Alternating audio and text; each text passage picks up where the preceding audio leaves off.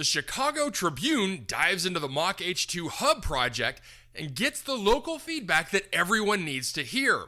I'll go over the article and give my thoughts on today's Hydrogen Podcast. So the big questions in the energy industry today are: how is hydrogen the primary driving force behind the evolution of energy? Where is capital being deployed for hydrogen projects globally? And where are the best investment opportunities for early adopters who recognize the importance of hydrogen? I will address the critical issues and give you the information you need to deploy capital. Those are the questions that will unlock the potential of hydrogen, and this podcast will give you the answers. My name is Paul Rodden, and welcome to the Hydrogen Podcast. In an article in the Chicago Tribune, Karina Atkins writes, "A major investment in hydrogen energy and the Midwest is met with hope and concern. Hydrogen, the most abundant element on Earth, could be key to fighting climate change, but only if private companies, local communities, and the federal government can agree on how to regulate it. The stakes are high. Without a robust infrastructure to produce and deploy hydrogen energy, the U.S. will lose out on a crucial clean energy source. However, bringing this infrastructure to scale may be fraught with unintended consequences like skyrocketing consumer electricity prices, worsening air pollution, and even more greenhouse gas emissions. The Biden administration has touted hydrogen energy as essential to achieving net zero emissions nationally by 2050 and made a historic $7 billion investment to build 7 regional clean hydrogen hubs across the country, including a Midwest hub. The Midwest Alliance for Clean Hydrogen, or Mach H2, a partnership of over 70 private and public entities, has been awarded up to $1 billion of these federal funds to create the hub, which will span Illinois, Indiana, and Michigan. The Alliance anticipates reducing carbon emissions by approximately 3.9 million metric tons per year, or equivalent to taking over 867,000 gasoline-powered cars off the road annually. By supplying hydrogen energy to steelmaking, glass production, refining, trucking, and aviation. These heavy-duty industries, which are largely concentrated in the Midwest, represent nearly 1/3 of national emissions and have struggled to find sufficient clean energy sources. Hydrogen energy is a promising option because it is extremely efficient and versatile fuel source like coal and natural gas. But unlike those hydrocarbons, it can be created without emitting greenhouse gases. In a quote from Irina Zinyak, the director of the National Fuel Cell Research Center, who has no affiliation to the hubs, hydrogen will be critical to decarbonize that last 10 to 20% of industry because we don't have sufficient biofuels and electric batteries are limited to certain applications. We cannot decarbonize without it. Mach H2 put forward plans for 9 hydrogen production and distribution projects, but has declined to give specifics or provide opportunity for community input until it finishes negotiating its award with the U.S. Department of Energy, a process that is expected to take several months. This has left many local communities and environmentalists skeptical, especially as Mach H2 also attempts to weaken federal regulations on hydrogen energy production. The intertwining legacies of industry, pollution, and disenfranchisement linger in the Rust Belt towns where Mach H2 promises to boost local economies and clean up the energy supply. Take Frank Pettis, for example. His grandparents were sharecroppers in the Mississippi River Delta who migrated to Waukegan during the last wave of the Great Migration. They were drawn by jobs in manufacturing facilities and processing plants that are now Superfund sites, an EPA designation for the nation's most contaminated land. Today, Pettis is a community organizer at Clean Power Lake County, a nonprofit dedicated to safeguarding air, land, and water in the Waukegan area after decades of industrial pollution. The same companies that provided his family with jobs also harmed their health, he said, citing high prevalences of asthma and rare cancers in his community. Hydrogen energy has the potential to clean the air in communities like Waukegan and replace dirty industry jobs with clean energy jobs. But it is not a given that hydrogen energy will be clean. According to the Department of Energy, 95% of the hydrogen in the U.S. is produced via emissions-intensive process reliant on hydrocarbons. Mach 2, however, says the hydrogen production facilities it plans to build will use emissions-free electricity like nuclear, wind, and solar power to split water into hydrogen and oxygen, a process called electrolysis. The resulting hydrogen can be used for energy, and the oxygen can be harmlessly released into the atmosphere. No greenhouse gases are emitted. But environmental justice activists like Pettis worry that Mach H2 processes won't be as clean as the alliance claims. He says, in the black community and in the Latino community, we are well acquainted with these buzzword projects like hydrogen that are supposedly the next big thing, but are really just a continuation of systems of harm. High-profile billion-dollar private-public energy projects promising to clean Illinois' energy supply do not have a reassuring track record. FutureGen, a carbon capture and sequestration project at a coal-fired electric power plant in Meridosia, a village in western Illinois, was originally bolstered by $1 billion in federal funding.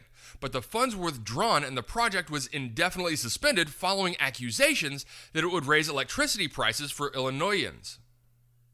And at the national level, a debate is playing out to determine when electrolysis is eligible for a lucrative federal tax credit that could exceed $70 billion over the next decade. According to energy research group Bloomberg NEF, these subsidies are on top of the $7 billion dedicated to building out the regional hubs.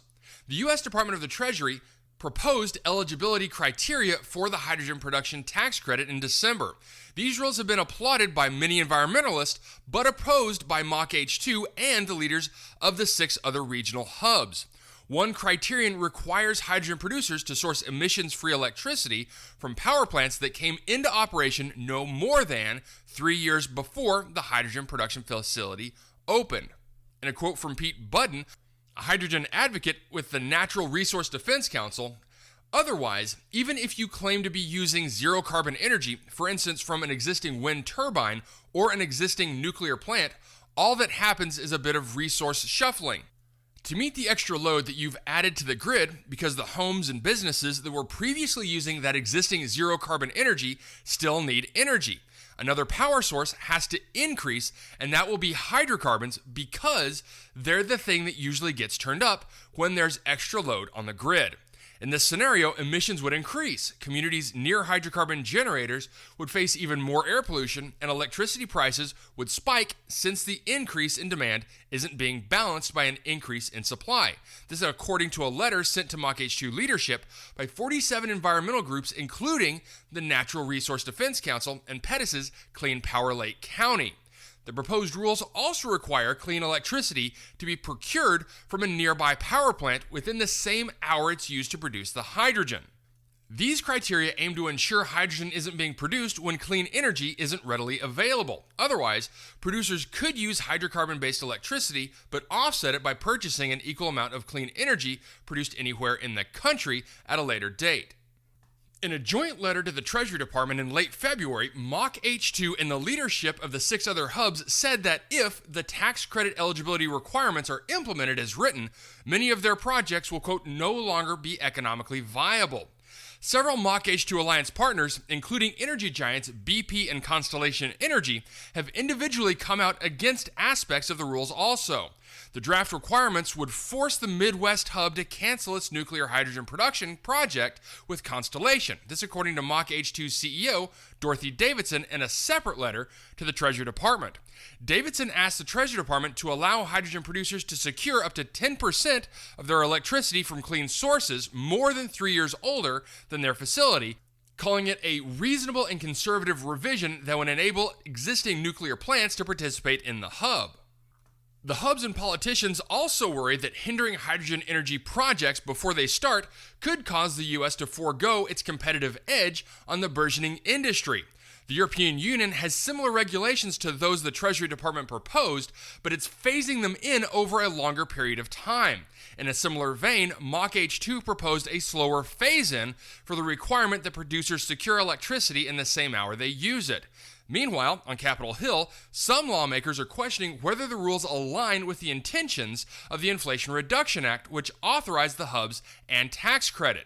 Illinois Senators Dick Durbin and Tammy Duckworth and Michigan Senator Gary Peters, who all voted in support of the act, co-signed a letter to the Treasury Department cautioning against the proposed requirements. In a quote from Durbin, Illinois is to lead the nation in clean hydrogen production, but our state could lose out if this tax credit excludes our fleet of existing clean energy resources from qualifying. He also says, I'm working to ensure that doesn't happen.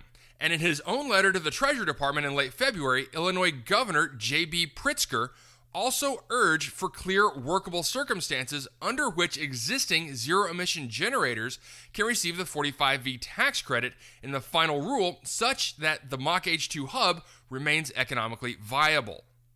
The Treasury Department is expected to finalize the tax credit eligibility requirements later this year.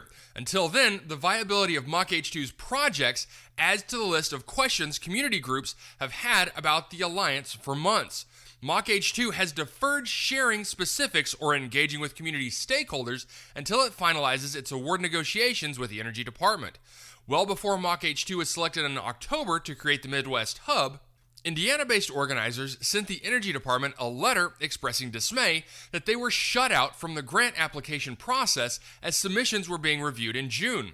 However, Mach H2 Equity Justice Officer Elizabeth Cox assured that, quote, individuals and organizations have not missed out on Mach H2 engagement opportunities.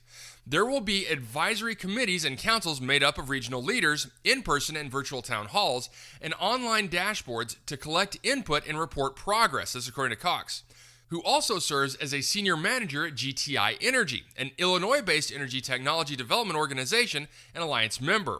Nevertheless, environmental justice activists like Pettis worry that decisions affecting emissions, air quality, and household electricity prices may already be finalized by the time community members get a seat at the table.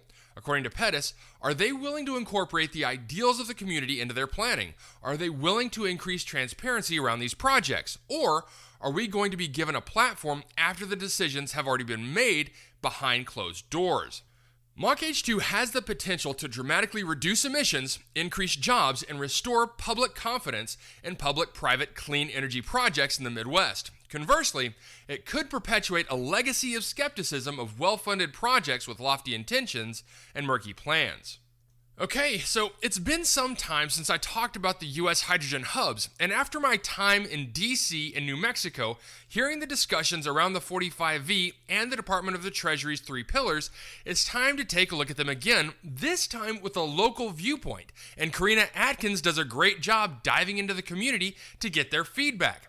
As stated in this article, the Midwest has a long history with energy and industrial development, and their skepticism surrounding the hub development is warranted, not necessarily because of what's happening now, but what has happened in the past. Now, I've covered some of the work that the Appalachian Hydrogen Hub has done in gathering community support, and it would behoove the Mach H2 developers to do the same. These projects will need local support, and to push that engagement off to a later date could have serious adverse effects. Now, onto the 45V and Treasury regulations. I have yet to meet one person who is in full agreement with how the original pillars were laid out. And the backlash has come from both Republican and Democrat regions and every private organization that has stake in the hubs getting developed. Yes, grid load is certainly something that needs to be taken into account when adding these projects, but to require hourly matching from newly developed renewable power located only on the same grid as the project is just too much out of the gate. All right, that's it for me, everyone. If you have a second, I would really appreciate it if you could leave a good review on whatever platform it is that you listen to. Apple Podcasts, Spotify, Google, YouTube, whatever it is. That would be a tremendous help to the show. And as always, if you ever have any feedback, you're welcome to email me directly at info@thehydrogenpodcast.com. So until next time, keep your eyes up and honor one another. Hey, this is Paul. I hope you liked this podcast. If you did and want to hear more, I'd appreciate it if you would either subscribe to this channel on YouTube or connect with your favorite platform through my website at www.thehydrogenpodcast.com. Thanks for listening. I very much appreciate it. Have a great day.